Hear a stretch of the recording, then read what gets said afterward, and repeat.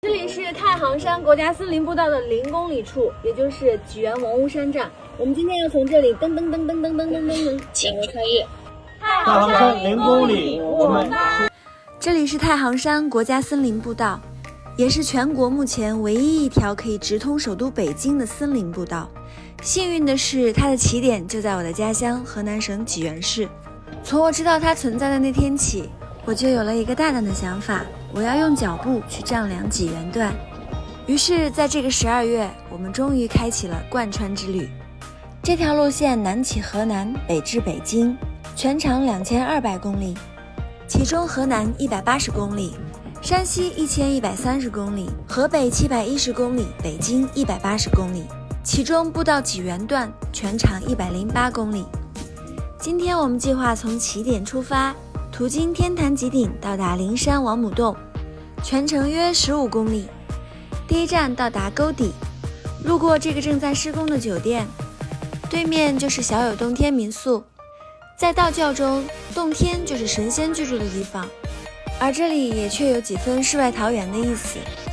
只要爬上滑梯，多厉害的大人都能1秒变回童年。这个丛林餐厅应该是妥妥的童话照进现实。路过红色教育基地的铁索桥，便会来到位于王屋山景区内的平阳无极宫。它是一个在道家备受尊崇的修炼圣地，它并非只是实体可见的宫殿，而更多的是一种象征，代表着三花聚顶的至高境界。继续向前便可到达迎恩宫。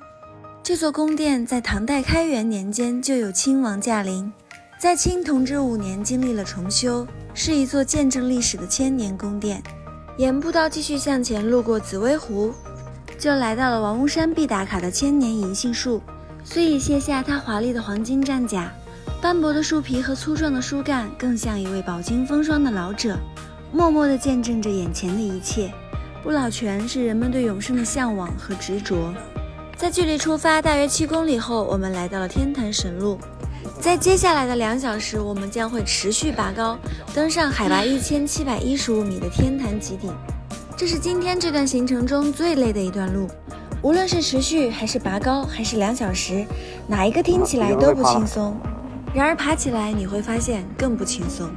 一望无际的长台阶，我是真的认真在爬，是手脚并用的在爬。在队友时而嘲笑，时而鼓励，以及我坚持不懈的努力之下，终于登顶开饭。